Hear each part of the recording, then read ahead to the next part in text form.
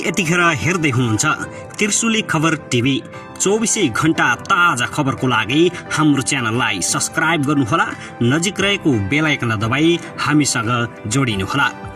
अबको निर्वाचन नेकपा माओवादी केन्द्रका लागि ब्याटल हो। माओवादी केन्द्रका अध्यक्ष प्रचण्ड गठबन्धनको नाममा कांग्रेसले झलनाथ खनाललाई भोट हाल्नु पर्दैन। वाग्देवे चुनावी गठबन्धनको लागि अहिले राम्रो वातावरण बन्दै गएको छ। शर्मा ओलीको राजनीतिक प्रतिवेदन। मधेसमा एमाले प्रति क्रेज देखियो, अब देशको राजनीतिक शक्ति सन्तुलन बदल्छ। ओलीको राजनीतिक प्रतिवेदनमा मधेसमा एमाले प्रतिको क्रेज यस्तो।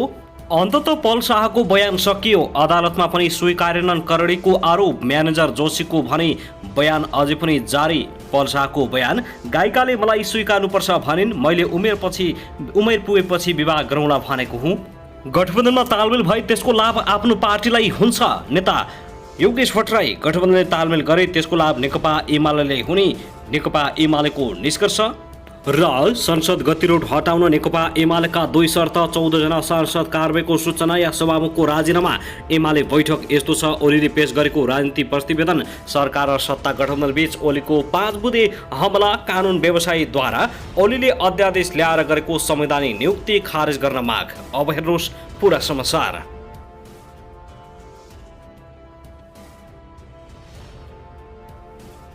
दर्शक महानुभाव नमस्कार, तपाईलाई हार्दिक स्वागत छ हाम्रो च्यानल त्रिशुली खबर टिभीमा। यदि हाम्रो च्यानललाई अहिलेसम्म सब्स्क्राइब गर्नुभएको छैन भने सब्स्क्राइब गरी नजिक रहेको बेल आइकनलाई दबाई हामीसँग जोडिनुहोला। दर्शकबिन फेरि पनि हामी तपाईहरुमाझ निकै महत्त्वपूर्ण खबरका साथ उपस्थित भइसकेका छौं। यो भिडियोलाई अन्तिमसम्म हेरी हामी साथ दिनुहोला। दर्शकबिन हाम्रो मेहनतको लागि एउटा सानो लाइक गर्न भनी नभुल्नुहोला। कहाँ हेर्दै हुनुहुन्छ, के भन्न चाहनुहुन्छ, तपाईको मनमा लागेको प्रतिक्रिया अवश्य पनि कमेन्ट गर्न नभुल्नुहोला।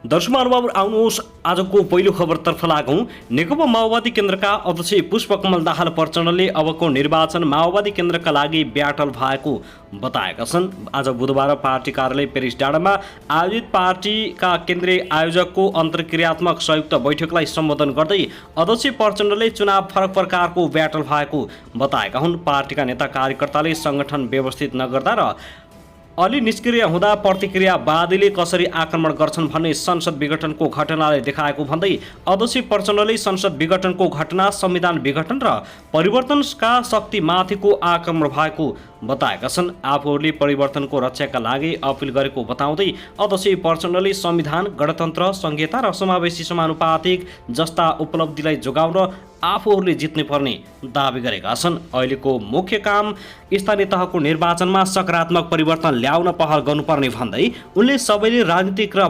प्राविधिक रूपमा आफ्नो ठाउँबाट सक्रिय भूमिका खेल्नुपर्ने सुझाव दिएका छन्। पार्टीमा भएका असल, अनुशासित र विषयगत क्षेत्रका कुशल नेतालाई आयोगमा राखिएको भन्दै अध्यक्ष प्रचण्डले आयोगका सदस्यलाई पार्टीका निर्वाचन केन्द्रित अस्थायी कमान्डमा कार्यविभाजन गरेर जोडिन र फिल्डमा काम गर्न निर्देशन दिएका छन्। बैठकमा अनुशासन आयोगका सचिव अशोक रोकाया, लेखा परीक्षा आयोगका सचिव टेकनाथ आचार्य र निर्वाचन आयोगका सचिव प्रदीप पोखरेलले आफ्नो आयोगको रिपोर्ट प्रस्तुत गरेका थिए।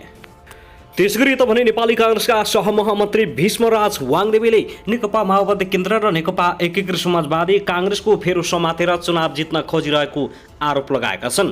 नेपाली कांग्रेस इलाम निर्वाचन क्षेत्र नम्बर 1 प्रदेश सभा खले बुधबार आयोजना गरेको कार्यक्रममा बोल्दै उनले माओवादी नेकपा यस कांग्रेससँग गठबन्धन गरेर चुनाव जित्ने दाउमा रहेको बताएका हुन्। तर उनले इलामका कांग्रेसीहरूले आफ्ना उम्मेदवारलाई भोट हाल्न पाउने दावी गरेका छन्। सहमहामन्त्री आङदेवीले फेरि चुनावी गठबन्धन भएर नेकपा यसका झलनाथ खनाललाई इलामी जनताले भोट हाल्नुपर्ने त्रास नपाल्न समेत आग्रह गरेका छन्।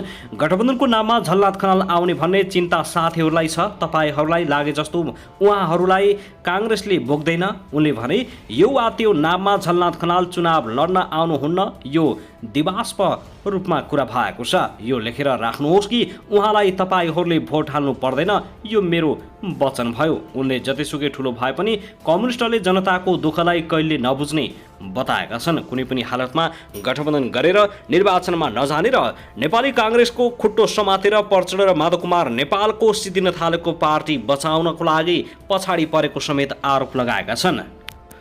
त्यसैगरी त भने नेकपा एमालेका अध्यक्ष केपी शर्मा ओलीले निर्वाचनको तयारीमा लाग्न नेता तथा कार्यकर्ताहरूलाई निर्देशन दिएका छन्। आजबाट सुरु भएको केन्द्रीय कमिटीको बैठकमा अध्यक्ष ओलीले सबैलाई रात दिन नभनिकन निर्वाचनको तयारीमा लाग्न निर्देशन दिएका हुन्। पार्टी कमजोर देखिएको स्थानहरूमा जसरी पनि अवस्था सुधार्नुपर्ने उनको भनाइ छ।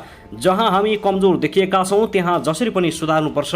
यो पाउने 2 महिनाको अवधि पर्याप्त हुन्छ। सबै रात दिन नभनेर लाग्नुहोस्, ठुलो सकारात्मक भूमिका खेल्न सक्ने भन्दै ओलीले निर्वाचनको तयारीका लागि कहाँ के गर्नुपर्छ त्यसमा लाग्न आग्रह समेत गरेका छन्। साथै प्रमुख प्रतिपक्षी दल नेकपा एमालेका अध्यक्ष केपी शर्मा ओलीले लोकतान्त्रिक आन्दोलनको मुख्य शक्ति र मूलधार नेकपा एमाले भएको दावी गरेका छन्। बुधबार केन्द्रीय कमिटी बैठक उद्घाटन गर्दै अध्यक्ष ओलीले लोकतान्त्रिक आन्दोलनका भ्रमपूर्ण विचारहरू प्रवाह भएको, जनविरोध प्रचार भएको भन्दै सत्तापक्षले गलत इतिहास रचना गर्न खोजिएको आपत्ति प्रकट गरेका छन्।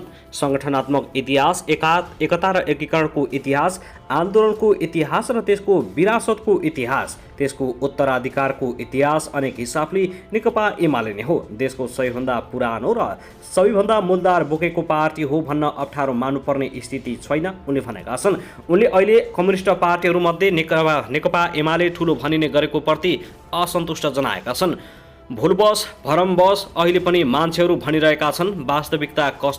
वास्तविकता त्यस्तो होइन। नेकपा एमाले देशको सबैभन्दा ठुलो र प्रमुख राजनीतिक पार्टी हो।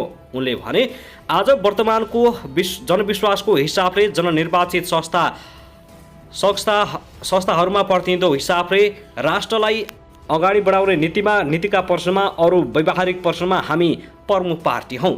साथै उनले आगामी निर्वाचनमा पनि स्थानीय तहको निर्वाचनमा उत्साहका साथ जनतामा गएर पार्टीको इतिहासलाई थप मजबुत बनाउने दावी गरेका छन्।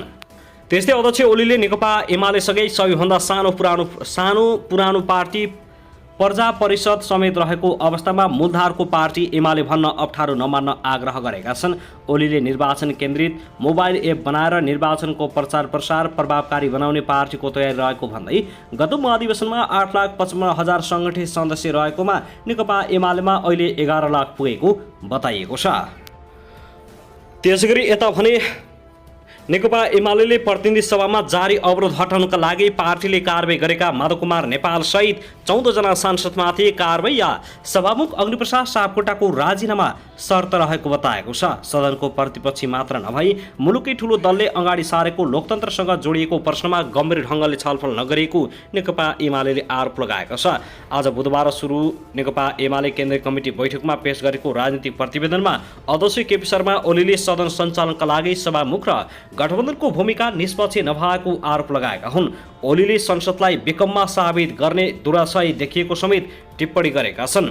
हाम्रो पार्टी स्पष्ट छ। प्रतिनिधि सभा पुनर्स्थापना गर्ने 2078 असार 28 गतिको परमादेशीप्रति गम्भीर असहमतिका बावजुद हामी सदनलाई नियमित सञ्चालन र प्रभावकारी बनाउन चाहन्छौँ र त्यसैगरी प्रस्तुत पनि भइरहेका थियौँ। तर त्यसका लागि या त 14 जना सांसदहरूको कारबाहीको सूचना सभामुखले टाँच गर्नुपर्छ या त निजले पदबाट राजीनामा दिनुपर्छ, ओलीले पेश गरेको राजनीतिक प्रतिवेदनमा भनिएको छ।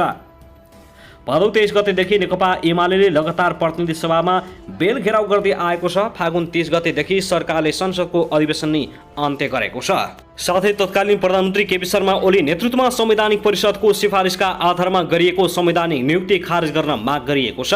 बुधबार सर्वोच्च अदालतको संवैधानिक इजलासमा कानुन व्यवसायीहरूले संवैधानिक परिषदले गरेका नियुक्तिहरू खारेज गर्न माग गरेका हुन्। वरिष्ठ अधिवक्ता चन्द्रकान्त घेवाली, दिनेश त्रिपाठी, राजु प्रसाद चापागाई लगायत कानुन व्यवसायीहरूले तत्कालीन ओली सरकारले अध्यादेश ल्याएर संविधान विपरीत संवैधानिक नियुक्ति गर्नु अवैध रहेको ठहर गर्दै ती नियुक्तिहरू खारेज गर्न माग गरेका छन्। संविधान अनुसार संवैधानिक आयोगमा प्रधानमन्त्रीको नेतृत्वमा प्रमुख प्रतिपक्षी दल नेता, प्रधान न्यायाधीश, सभामुख, राष्ट्रिय सभा अध्यक्ष र उपसभामुख रहने संवैधानिक व्यवस्था रहेको छ। तर तत्कालीन ओली सरकारले 3 जना सदस्य मात्र उपस्थित गराएर संवैधानिक परिषद सम्बन्धी कानुन अध्यादेश मार्फत संशोधन गरेको थियो। सोही अध्यादेश अनुसार बसेको बैठकले संवैधानिक नियुक्ति गरेको हो।